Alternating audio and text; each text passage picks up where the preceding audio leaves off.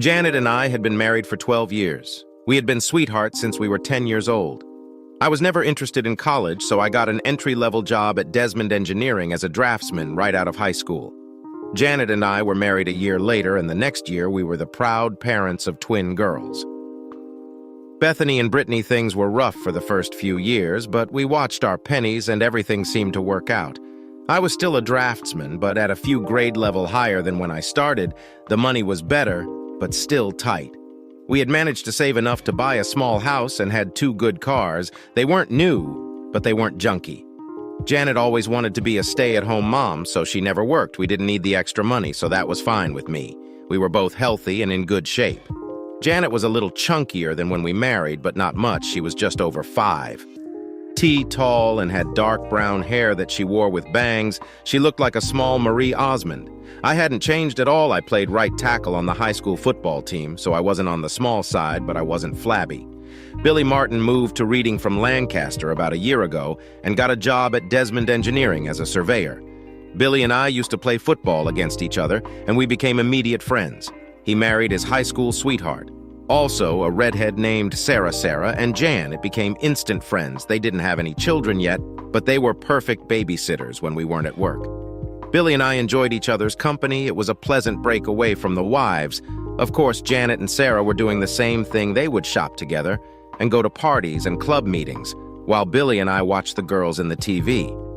Sarah had also gotten a job as a secretary at Gilbert Engineering just outside of town. I started noticing things about 6 months ago. There used to be one PDA meeting every month, and now there was one every week. Sarah didn't have any kids, but always went to the meetings with Jan. The frequency of Tupperware and Magic Chef parties seemed to increase monthly, but they never bought anything. They joined a book club, but never seemed to find time to read. On the weekends, they would go shopping for hours. But by very little, Janet's collection of fancy underwear seemed to be growing, but I never got to enjoy any. It started to eat at me. I never mentioned anything to Billy because he seemed to be oblivious to it. I didn't want to cause trouble if there was nothing going on. About an hour after I put the girls to bed, Jan came home from a basket party of some sorts. She took a shower before Sarah picked her up, and as soon as she got home, she took another one that seemed odd to me. While she was in the shower, I did a quick hamper check and found a set of black lace underwear. Now, who would wear black lace underwear to a basket party? I am not in the habit of checking my wife's panties, but I did tonight and found the crotch to be damp and sticky. I put them in my pocket. I have never gone through my wife's purse or wallet until tonight. The only thing I was really interested in was her cell phone. Apparently, she felt pretty certain that I would not be snooping because she had not deleted any calls for the last week. Most of the calls were to Sarah, but a large number of incoming and outgoing calls were to KCKH and KEW. Of course, I had no idea who they were, but quickly deduced that the C stood for cell, the H stood for home, and the W probably stood for work. I checked her address book, and Sarah also had 3 numbers listed: Sarah C, Sarah H, and Sarah W. I was amazed at how well organized my wife had her phone. I looked at Sarah's work number and noticed it had an extension. I looked at the number for KW, and it was the same number as the one for Sarah, but with a different extension. It wasn't hard to figure out that Janet had been calling and getting calls from someone who worked with Sarah. It also wasn't hard to figure out that Sarah must have been the one that introduced Janet. And the mysterious K Gilbert Engineering was closed right now, so I took Janet's phone and called the KW number. Hello, you have reached the desk of Kin Sanders. I am not at my desk right now, but if you leave your name and number, I will get back to you as soon as I can. I hung up right after the beep that was far too easy. John, are you coming to bed? Janet just poked her head around the doorway. I am near the end of this book. I'll be up as soon as I finish it if I don't fall asleep on the couch. Of course, I had every intention of sleeping on the couch. It was a restless night. I kept trying to figure out what I had done wrong or what I could have done differently. It was a terrible waste of time and mental effort. Every time I redirected my thoughts to what I should be doing, they kept going back to what I should have done. I kept looking at the clock and it wasn't moving. All I knew for sure is that I was not going to accept any guilt for what happened or what was going to happen. I awoke to the sounds of my 2 little angels getting their breakfast. Janet encouraged them to take care of themselves rather than be waited on. It was a good idea and seemed to work. I stretched and scratched as my wife entered the room. You better hurry, John, or you will be late for work. No problem. I'm not going to work today. Why you never miss work, too many personal problems. I yawned and staggered towards the bathroom. I needed a shower. Janet looked a little perplexed when I got back. The girls had already left for school. I got a cup of coffee and sat across the table from my wife. Reluctantly, she looked up at me as if anticipating something, but not knowing what. Tell me about your affair. I didn't feel like beating around the bush, but I pretty much knew she was not just going to open up and bare her soul. Get serious. John, is this why you have been moping around? Do you really think that I am cheating on you? Yes, now tell me about your affair. We have been married for 12 years, John. Why would you even think such a thing? Janet, I have things to do today, and I have no intention of sitting here playing games with you. I will ask you one more time, tell me about your affair. My loving wife left out an exasperating sigh and leaned towards me. John, it is all in your head, there is no affair. Well, I'd like to thank you for your honesty, but I can't now, can I? She leaned back in her chair and sipped her coffee as if she had taken control of the situation. Can you answer a few easy questions for me? Yes, John, of course. Would you like to know why do you go to PTA meetings every week when the secretary of the PTA says they only have monthly meetings and you haven't been to any for 6 months? I'm not sure what you're talking about. She was a little less. You and Sarah go to non-existing PTA meetings every Tuesday. Now, why would you lie about something like that? Janet struggled with the question for a moment and then came up with an answer. I am truly sorry.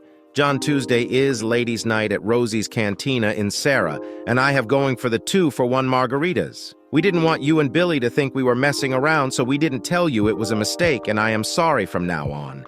We will tell you, nice try, Janet. You know, of course, I will be checking that out. I am sure Sarah will back you up. But how about the people at Rosie's, John? You are making more out of this than it is when you go out to your little Tupperware parties and such. Why? Do you take a shower before you go, and another one when you come home? She took her time again. A lot of the women smoke at those parties. When I get home, I want to get the smell out of my hair. It's not a big deal.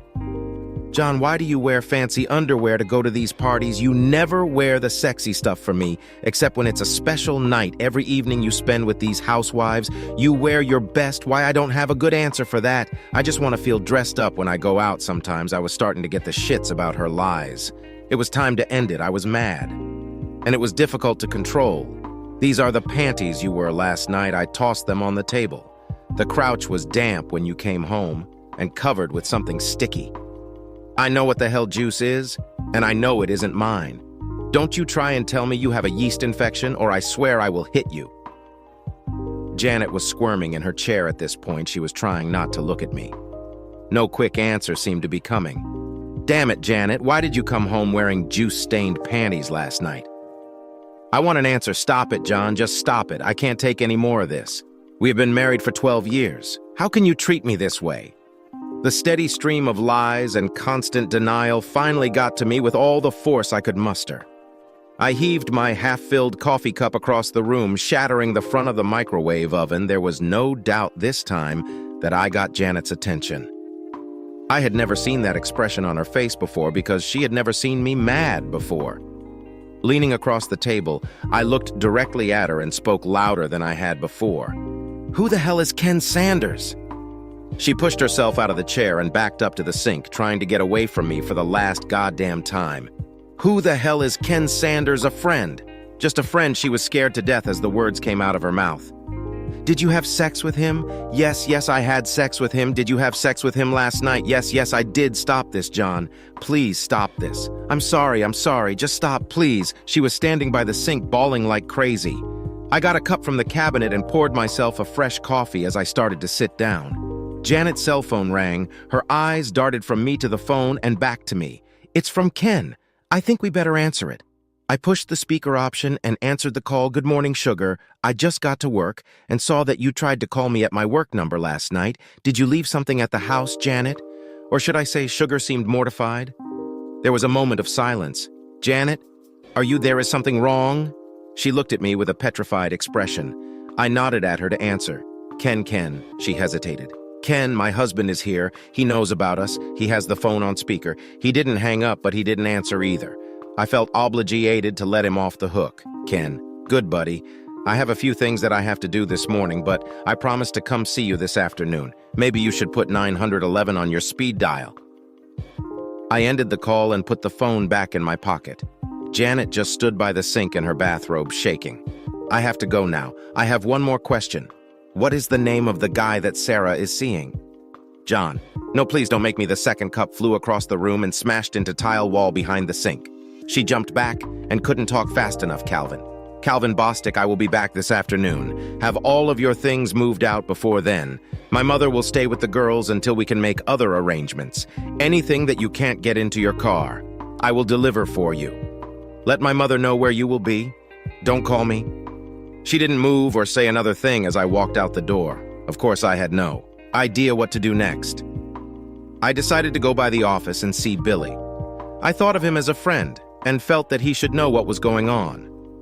It was pretty easy to figure out that Sarah met Calvin at work and got to be friends with him. Ken was probably a friend of Calvin's who needed a date.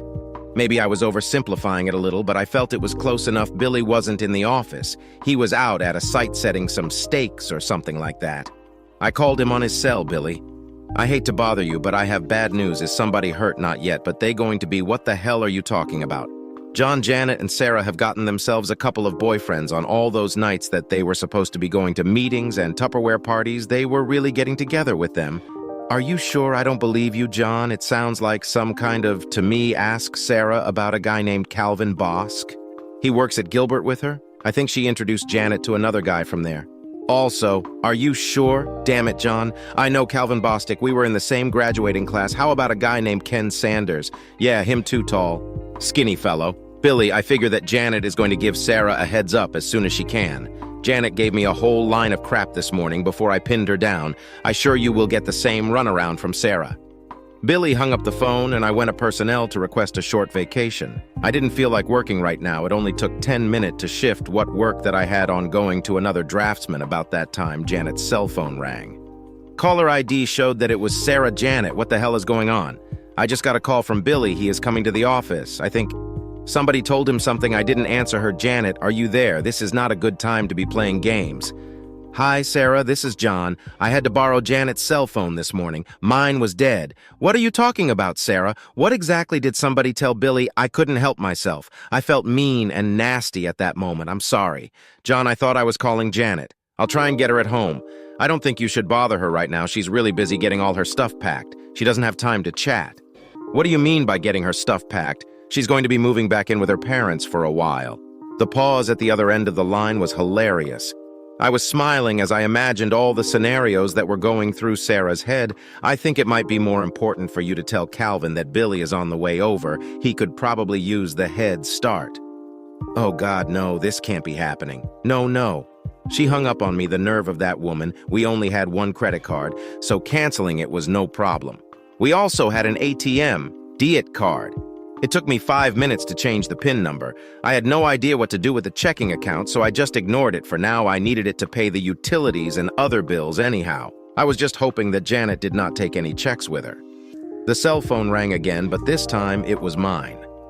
Billy had chased Calvin Bostic out of the Gilbert building and caught him in the parking lot. He was in jail and wanted me to tell his brother in Lancaster to come up and post bail for him.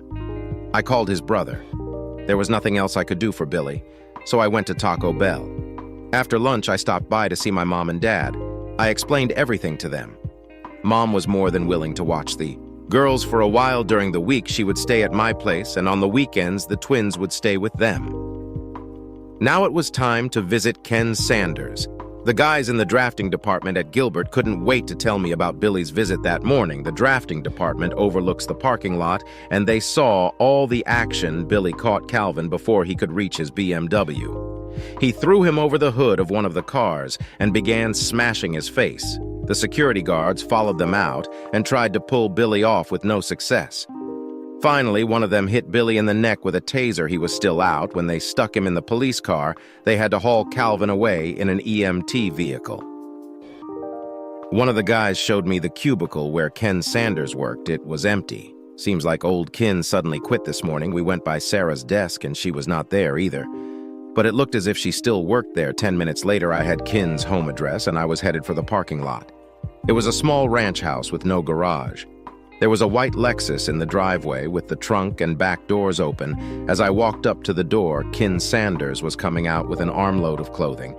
He dropped everything and rushed back into the house. As soon as he saw me, I ran after him, but stumbled over the stuff he dropped and managed to see him going out the back. As I entered, I had to laugh at his reaction. Hell, I wasn't like Billy. I was a nice guy. It looked like the type of place that was rented, fully furnished. That's why he didn't have a truck. In another 10 minutes, he would have been done. And out of town, I was looking forward to having a chat with Ken, but didn't feel like chasing him to do it. I looked around the room for anything interesting and got a few nice surprises. The first thing I picked up was his cell phone. It was on a desk in the living room beside a folder containing his passport and some personal papers. On the dining room table was a nice little laptop computer.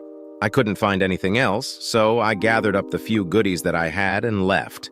I didn't want to do anything that could be considered criminal, so I resisted the impulse to trash his car. It was beautiful. I imagined that taking items from the house was a crime, but hell, he left the door open, and anybody could have picked them up, unable to fully control myself. I let out of just one of his tires. He would have to empty the truck to get to the spare, and I am sure he would be doing it with one eye on the street looking for me. I'll get him later. He got the message. I swung by the jail to see Billy. His brother was there, and they were busy doing legal stuff. So I just waved at him and smiled. It looked like he had everything under control. Mom was already at the house and had supper started. We chatted a little, and then I took the stuff I picked up at Ken's into the den where I kept my computer and stuff before I could get a look at anything. Beth and Britt got home from school. I decided it would be better to tell them what was going on before they asked. I didn't get the chance. Hi, Dad. What's Nana doing here? Where is Mom? Bethany beat me to the punch. Your mom and I have decided to take a little break from each other. She will be staying at her parents' place for a while. Brittany started smiling and Beth rolled her eyes and moaned, I win, I told you so. Britt was gloating about something and her sister was frowning. What's going on? What is so funny? Brittany volunteered to explain. Beth and I had a bet. I said that Mom was cheating on you and she said it would never happen. It looks like I never said anything about your mother cheating. We are not stupid, Dad, and don't treat us like children. We know what is going on. I just didn't want to admit it. Red is right. Mom is cheating on you. How did you know this? I just found out you are a little slow, Dad, and a little too trusting. Britt put her arm around my shoulder. It felt odd, a 12-year-old girl trying to comfort her father one Saturday when Mom and Sarah said that they were going shopping at King of Prussia. Mom wouldn't let Britt and I go along. She said it was a grown-up shopping day and she would make it up to us later when we got to school on Monday. A couple of the kids said they saw her with a guy at Nobles Grove. We called them liars. But one of the girls had a cell phone picture. It seemed pretty cut and dry. I thought there must be an explanation, but Britt said she was cheating. Why didn't you say something to me? They both just shrugged. A couple weeks later, Tracy Mercer's parents saw Sarah, Mom, and two guys at TGI Fridays in Allentown. They told Tracy about it when they got home. I sat there dumbfounded. Thank goodness Nana called us for supper. We didn't discuss the problem during dinner, and I excused myself before dessert came. Fortunately, the twins decided to drop the subject for the rest of the night. I was relieved. I just started to look through Ken's laptop when his cell phone rang. It was a text message, DK for snafu lich. Dirk, sorry for the problems, love Janet. I am not the world's greatest at text messaging. In fact, I am pretty bad, but I had no trouble reading this one. It came from Sarah's cell phone, which meant that Sarah and Janet were together. I couldn't resist the temptation. TJ, thanks a lot, John. Now she knew that I had Ken's cell phone.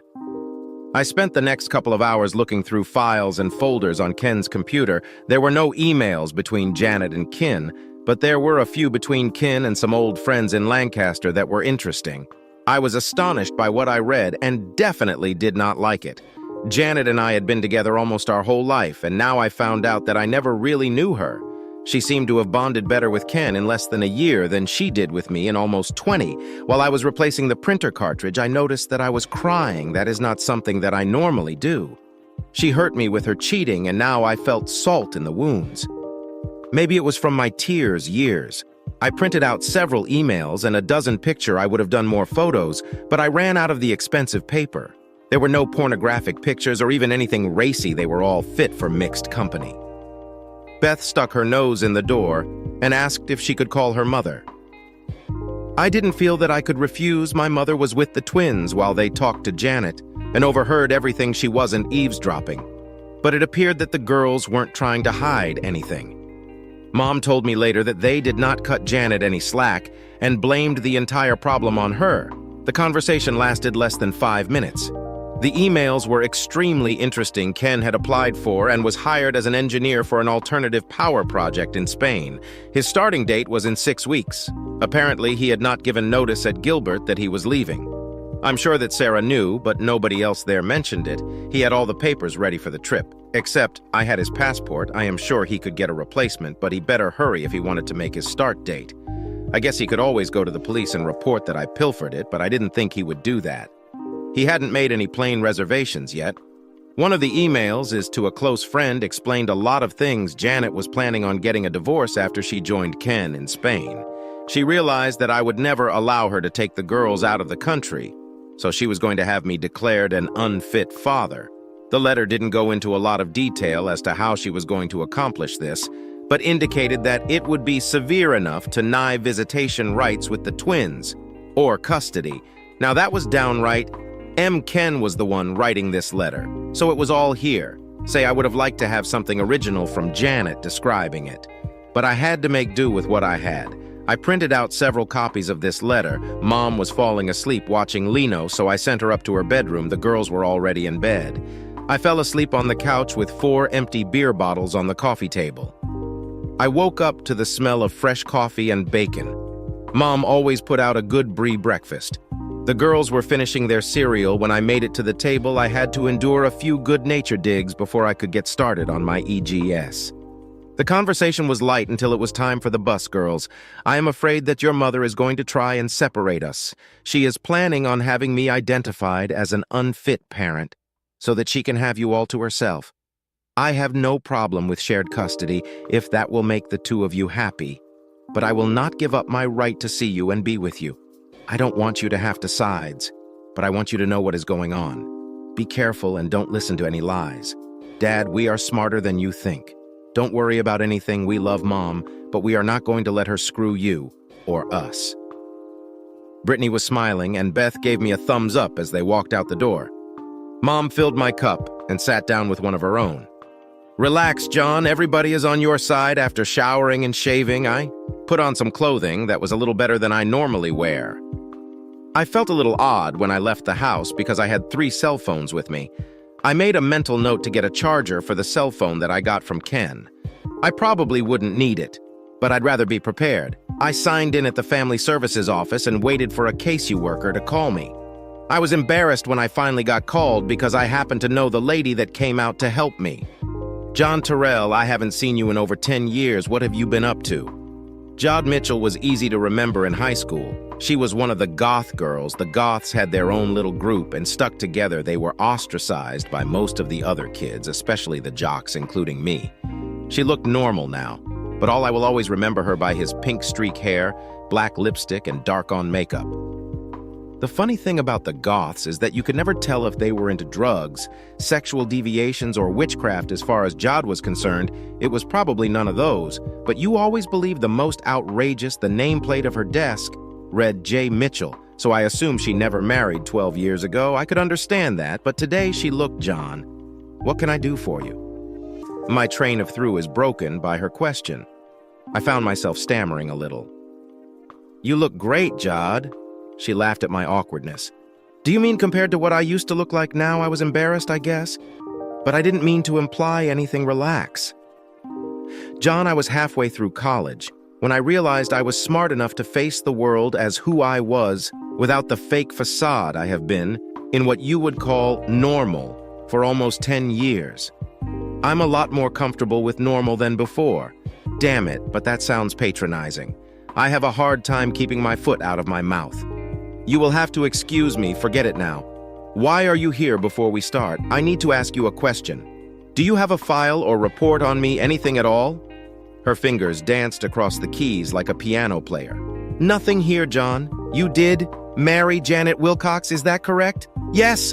Nothing under her name either. It looks like the two of you are feeding your kids and not beating them. You do have kids, right? Yeah, we have 12-year-old twin girls, Bethany and Brittany. Okay, now, Can we get down to the problem that brought you here, Joe? This is a little far-fetched. And I know it might seem hard to believe, but my wife is planning on leaving me and wants to take the girls with her. It's not hard to believe, John. We see it all the time. Doesn't she have to have cause to do something like that? Usually when the mother comes to us, she is documentation or something to prove the accusation you just checked, and there is nothing there now, right? That's right, John. But how do I know you are not setting me up because you did something and she hasn't got around to reporting it yet?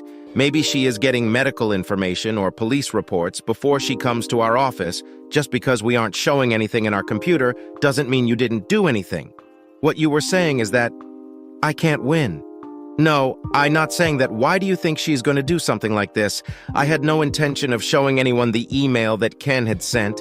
But now I felt that I had no choice. I had to ask myself why I made the copies if I wasn't intending on giving them to anybody. I slid one across the desk to Jod. Where did you get this? I took it off a computer that I obtained illegally. I know it can't be used for any legal reason, but it is some sort of proof of what is going on. The word conspiracy comes to mind, but I don't know the legal definition of it. I want to talk to you or somebody in this office because I didn't know what to do. I don't know how to protect myself and my daughters from something like this, and I can't afford a lawyer. Jode. Mitchell relaxed back into her chair. I watched her and did not blink. She rocked back and forth a few times and leaned towards me. Can you come back tomorrow morning? Yes. Fine, I will see you then. Can I keep this copy of the email? I nodded yes and turned to walk out the door. It was nice to see you, John. I smiled and she smiled. Back, I forgot the goth girl and saw the new Jody. I didn't know any lawyers and I didn't know any people who knew lawyers, so I had to pick one out of the telephone book. I knew that she was planning on divorcing me, but under the circumstances, things could change. I didn't want to take that chance. I wasn't sure what our financial picture would look like in the next few days or weeks.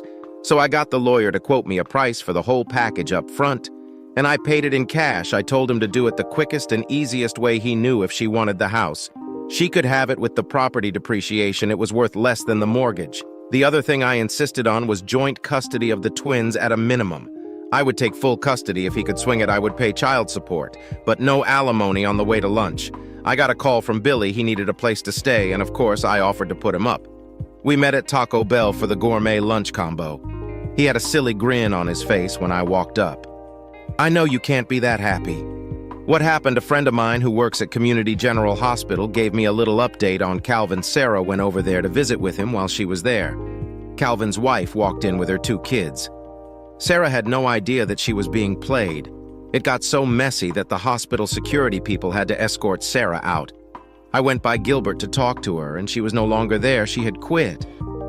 I guess she must be at home right now, but I am not sure why wasn't his wife living up here with him. I don't know why wasn't he going home to his wife and kids on the weekends. Don't know that either. To be honest with you, I don't give a Billy took a week off from work so he could get things straightened out. I didn't know where he was going to sleep since my mom was staying at the house also. But we decided we would figure something out. He was going to swing by his place to try and pick up some clothing and his personal stuff just in case Sarah was not there. He decided he didn't want to talk to her after all. I was headed for my insurance agent, but I never made it because the cell phone rang again. John, it's Cameron Wilcox. Can you come over to the house for a while so we can try and sort things out? Janet is a wreck and her mother isn't helping, who is going to be there. The 3 of us and Janet's sister Carla. I'm not sure what you hope to accomplish, but I'll be there in about 20 minutes. It was a somber group. I took my folder of goodies in with me and I declined the coffee. Who wants to start? John, Janet seems to think that you were overreacting a little. She claims that you were raging mad and forced her to say things that were not true in order to calm you down. She claims that she did nothing wrong and you have no right to throw her out. I got the distinct impression that my dear wife had related a very sanitized version of what happened to her parents. I can understand why she would not want to admit her infidelity to them, but resented the fact that she shifted the blame to me. What do you want me to do? Cameron proved that she is a liar or admit that I made a mistake. I would just like to see a few facts so we can understand things a little better. What did she tell you about her boyfriend? She claims that she didn't have a boyfriend. She just had a few drinks with some friends that Sarah worked with, and that you misinterpreted it. Cameron, in the last month, she had over 80 telephone conversations with this casual friend. How many times did she call you and her mother in the last month? They both looked over at Janet. She looked at her feet instead of at them. Does that sound like a casual friend that she meets occasionally for drinks? No one was speaking as I took out Ken's cell phone. Carla, can you read text messages? This is one that was sent to her casual friend right after I threw her out. Why don't you read it to everyone? Dear Ken, sorry for the problems, love Janet. Carla handed the phone back to me. Does that sound like a casual friend? Janet had her hands in front of her face. Cameron was slowly shaking his head a couple of weeks ago. Janet and her friend Sarah told everyone they were going shopping at the King of Prussia Mall. The twins begged to go along, but their mother said no. Here are a few pictures that were taken on that trip. I handed Cameron 6 photos, which he looked at that and passed to Martha and Carla. That doesn't look like King of Prussia. That looks like Noble's Grove. Damn it, Janet. What is going on? Martha had been quiet up to that point. Janet, in every picture you were hanging on to this man's arm for dear life. That is not what you do with friends. It appears that the fellow in these pictures, Ken, I assume is far more than a friend. What were you trying to pull here? The tears were flowing slowly and quietly. This was not what she was hoping for. She wasn't expecting. The picture here are a few more the same. I think 2 of them are from the Olive Garden and 1 looks like Red Lobster. I have several more. Fortunately, my loving wife has her clothing on in all of them. I think we have seen enough, John. I'm sorry that we had to call you over here for this. Cameron seemed upset over the way he was deceived. As I got up, Janet was leaving the room bawling like a baby. We never got to discuss the stains on her underwear. I guess at that point it was not necessary. Cameron walked me to the door. John Joe, I am sorry that we can't undo what has been done, but I guarantee you that it will not be ignored. He shook my hand as I left. Mom and Billy had a rollaway bed set up in the den when I got home. It wasn't actually a den, just a small extra room that I kept the computer in. Billy had a pile of extra clothes that he got from his house stacked up in the corner. Sarah wasn't at home when he stopped by. The most interesting thing waiting for me when I got home was the mail. Actually, it wasn't waiting for me, it was for Janet. A nice official envelope from the passport department. I knew that I was not supposed to open it, but I couldn't help myself. It was, of course, a passport, but more exactly, it was a family passport. The picture was of Janet and the 2 girls. I remembered when the girls told me that they had a picture taken, but I never imagined it was for this purpose. Of course, there was no passport for me in the envelope. I immediately called Cameron and told him to tell Janet that it had arrived. If she wanted her passport, all she had to do was send Ken to the house to pick it up. I would only give it to Ken. Normally, I would have been at work when the mail arrived. I never would have known she got it. Cameron informed me that they asked Janet to find someplace else to stay. They had no idea where she was going to go. It appeared that they were slightly pissed at their daughter. He did promise to tell her about the passport. The supper conversation was interesting, and it mostly involved the girls. A lady from Family Services came to see us at school today. Bethany said with a coy little smile, "Would you like to expand on that a little? Did she speak to you together or separately?" "Both of us at one time. Her name was Jody. She said the 2 of you went to high school together. We went to the same high school at the same time, but we weren't together." I got a frown from Britt for being a smartass. "Pay attention, Dad. What did she want to talk to you about? You all she talked about was, you, Beth, and I both agreed that she liked you. You got that from a short conversation. She talked to us for over an hour. We missed gym and part of geography. They were both talking at the same time, and I was having trouble keeping up. Dinner was interrupted by a phone call from Carla. She wanted to talk. I met Janet's sister at McDonald's. We took a corner table with 2 very hot coffees. Janet asked me to try and explain what was going on. She couldn't do it herself. This might sound stupid, but if I have any questions, how will you answer them? I don't think I can. All I can do is talk and have you listen. I am sure I will get some of it screwed up anyhow, because most of it sounded like gibberish when she told it to me. You were setting me up so that you can tell me that you have no answers, just excuses and justifications. I always knew you were smart. John Latoon, get it over with. I have other things to do first. She blames it all on Sarah. Sarah started cheating on Billy and made it sound exciting and romantic. Janet said she never had experienced exciting and romantic. All she ever had was you, loving and dependable, when Ken Sanders started at Gilbert. Sarah convinced Janet to join them for drinks and a few meals out while they were together. Sarah and Calvin would often disappear for a little lovemaking and leave Janet and Ken alone. Eventually, they started messing around also. and before long, it was a full-blown affair once it started. She couldn't or didn't want to stop it. Ken had impressed her with his stories of what he did and what he was going to do. She wanted to go with him and share it all. When he asked her to go to Spain, she jumped on it. The big problem was not leaving you, but leaving the girls. She knew that you would never let her take them overseas, so she was going to figure out a way to make you look like a bad father. She knows now that it was a mistake. After talking to the girls, she realized that they were closer to you than they were to her. She decided that she would not attempt to take the twins if you agreed to a divorce with no strings attached. Billy told me that Sarah had gone back to her parents' house near Afra, so he was moving back into his place just until he could sell it or rent it out. He spent the morning at the bank, insurance company, and lawyer's office. He wanted to try and get some money out of Gilbert, but they had no company policy against fraternization. His lawyers said it would be an uphill battle. He went by the hospital and found out that Calvin was being released. His wife was taking care of the discharge paperwork when she saw Billy. Before he could get away, she cornered him and carefully explained that she was trying to get Calvin to drop the charges against him. He was really surprised when she thanked him for all his help. Apparently, she had been trying to straighten out Calvin for several years with no success after Billy took off. I just sat on the front porch and drank beer. Mom brought me out a meatloaf sandwich and sat with me for a while. She didn't say anything, but she did have a beer. She said Dad was coming over for supper and would be staying the night when Jod Mitchell pulled up. Mom went into the house. Jod sat beside me, but refused the cold beer I offered. We sat for a few seconds before she spoke. I served the papers on Janet about an hour ago. She was one pissed-off woman. She is staying with her sister. By the way, I finished the long neck that I had in my hand. I guess that is a good thing, but why do I feel so bad? There is no good thing in cases like this, John, just less bad. I took out another beer, paused, and then put it back in the cooler. Could you stop by and explain all this to the girls? I get along pretty good with them, but no matter how carefully I word things, it will sound like I am dumping on their mother. I am afraid if I do that I will alienate them in some way. I don't want to do that. How about 7 tonight? I nodded as she got up and walked to her car. She stopped halfway and looked back. That was a good sign, and I smiled. She smiled back. Jody came by that night and spent a long time with Beth and Britt. Billy and I were busy going through his house and cleaning out everything that was Sarah's or that reminded him of Sarah. Jode started to come over to the house several times a week. Pretty soon, she was spending as much time with my mom as she was with the girls. I noticed that she was ignoring me. I was comfortable with that, but curious, one night after the girls went to bed, she sat down beside me. I felt that I had to talk to her. I didn't get the chance. She spoke first.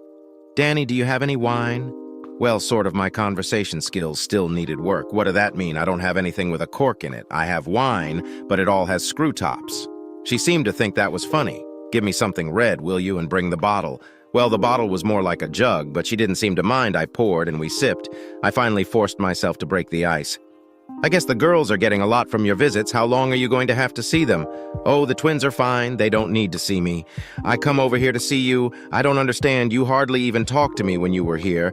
I figured that was what you wanted. Not really. I was just afraid that you had some sort of rules against fraternizing with customers. Her soft laugh made me feel more comfortable.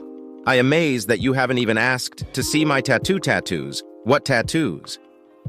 It was evident that she was trying to draw me into some sort of frivolous conversation to try and loosen me up. It was a good plan, and I appreciated it. I have 4 of them that I got when I was still in high school. 3 are easy to find, but one of them is more difficult. Are you going to show them to me? Or do I have to look for them? It's more fun if you look, but I'll need a little bit more wine if you are going to do that. We both laughed when I filled her glass to the brim. The hunt was far more exciting because we had to keep quiet so that we wouldn't wake the girls. The 4th one was indeed in a very private place, and I ended up admiring it for a long time. Before she pushed me away, she left before the twins got out of bed. But I had the funny feeling that they knew what happened. I told my telephone book lawyer to finish up the divorce papers and have them delivered. Janet was going to have to live with what I offered, or do it herself. She was still staying with Carla when the papers were served. There was no response, and I did not even get a phone call. Several more weeks passed. Things were not going well with my dad. Mom was spending more time there than at my place.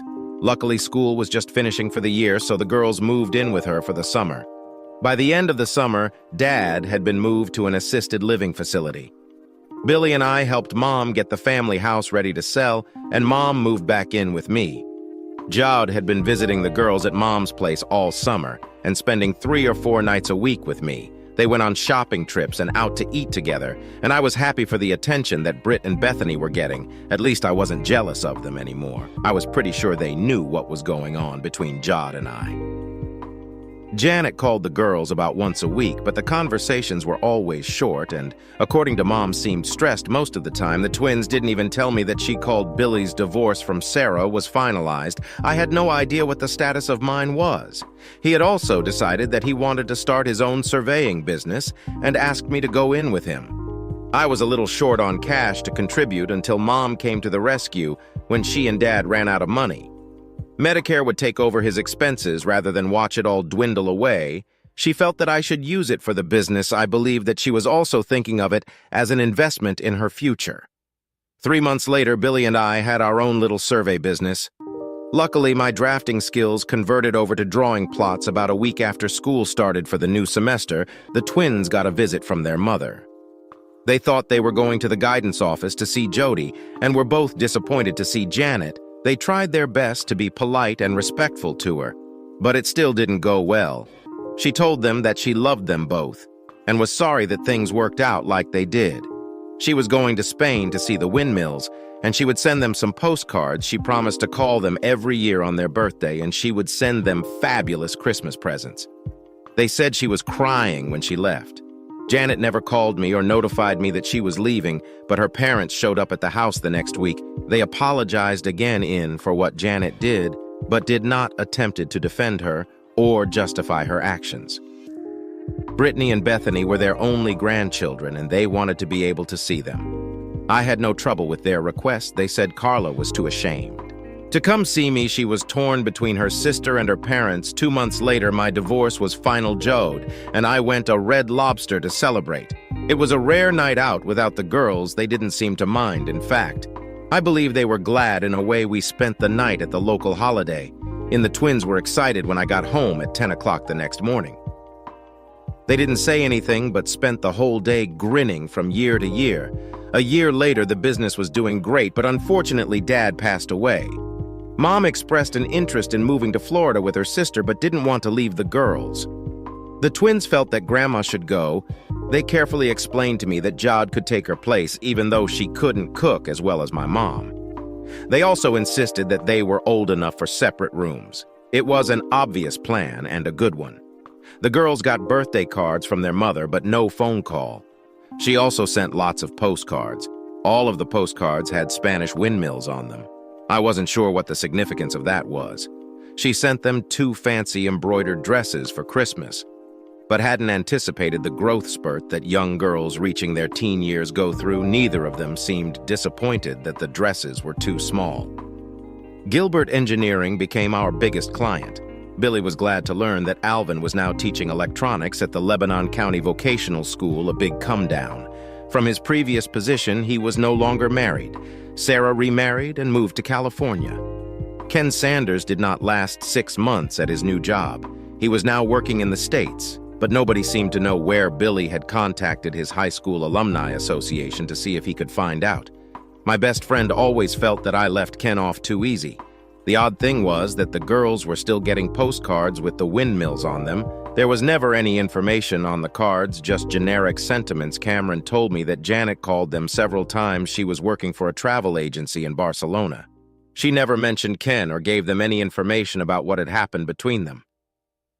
Jode and I took a quick trip to Maryland for a quiet marriage. Within a year, she was expecting. Brittany and Bethany were as excited as we were. They were looking forward to having a little goth girl for a sister. I believe that was some sort of private joke between the girls and their new mom. They never let me in on it. Dear listeners, help us reach 1,000 subscribers on YouTube. Something super special awaits once we hit that milestone. Subscribe now and join the fun.